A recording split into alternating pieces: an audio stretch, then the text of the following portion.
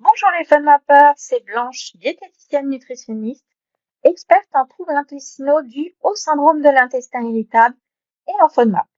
Bienvenue dans cette vidéo. Le lait de soja est-il pauvre en FODMAP?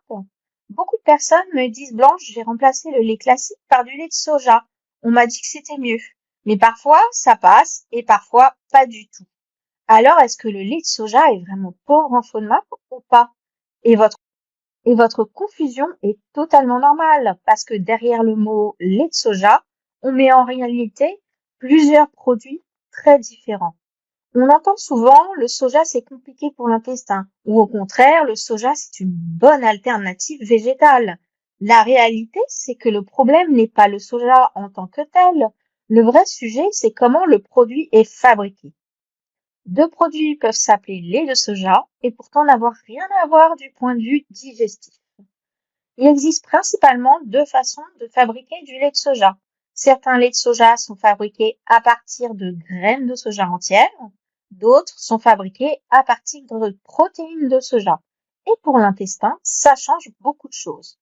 Les laits de soja faits à partir de graines entières sont en général riches en FODMAP. Ils sont donc souvent mal tolérés chez les personnes ayant un syndrome de l'intestin irritable. Le lait de soja fait à partir de protéines de soja, eux, sont en général pauvres en FODMAP et peuvent être mieux tolérés. Le problème, c'est que dans les magasins, ce n'est pas toujours clair de savoir lequel on achète. Les étiquettes ne sont pas toujours faciles à comprendre. Et deux briques qui s'appellent toutes les deux lait de soja peuvent se comporter très différemment dans votre intestin.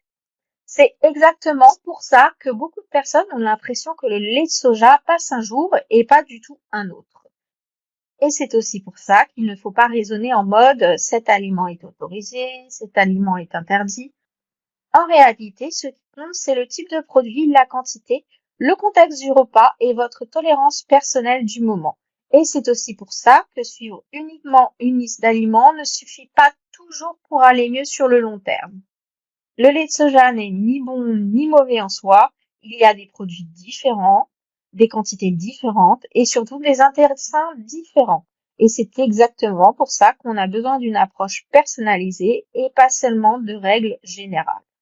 Si vous voulez en savoir plus dès maintenant et débuter l'alimentation pauvre en FODMAP, je vous offre une formation de 7 jours gratuite et un guide des 500 aliments pauvres en FODMAP. Je vous laisse le lien de la page d'inscription dans la description de la vidéo.